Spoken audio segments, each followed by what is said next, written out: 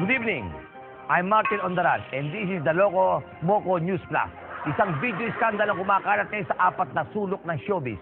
Di umano, ang involved sa skandal ay isang nagngangalang Dr. Haydin at Katrina habang kumakanta sa loob ng kwarto. Narito po ang kanilang video. Leron, leron, sinta, buko ng papaya, dala-dala'y buslo, sisid lang ng bunga, pagdating sa dulo, nabali ang sanga, kapus kapalaran, humanap ng iba. Teka, gawin natin yung version ko. Meron na sinta, ang papaya,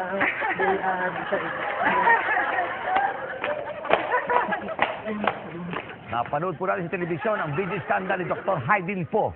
At napag-alaman din na nag-public apology siya at ginawa niya yun sa hinaharap. Sa harap mismo ni Katrina. Hala-hala. At ang namamagitan naman sa kanilang dalawa ay si Dr. Vicky Belat. Narito ang recording ng apology ni Haydin po.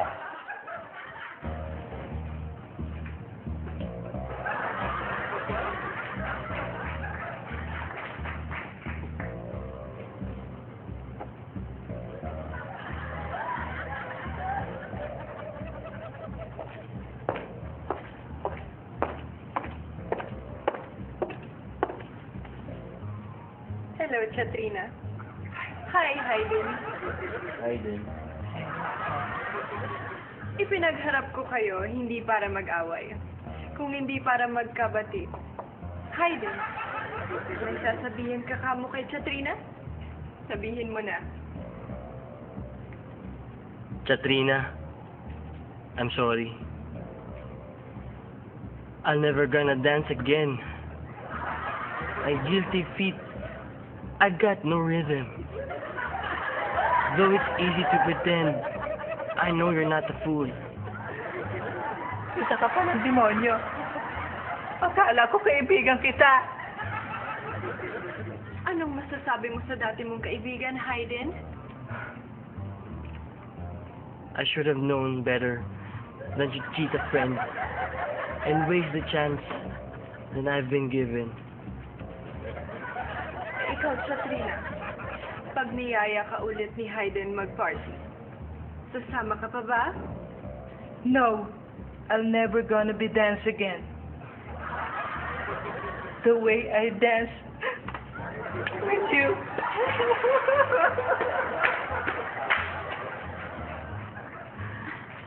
Anong nararamdaman mo ngayon, Haydin?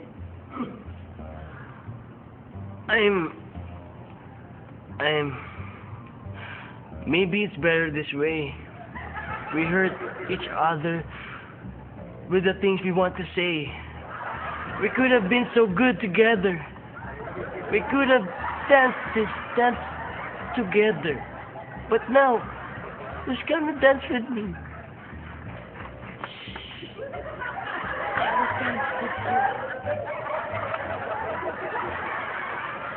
At iyan po ang unreleased video ng unang apology ni Haydin po. Dito niyo unang napanood. Ako si Martin Ondaran para sa Loco Moco News Plus.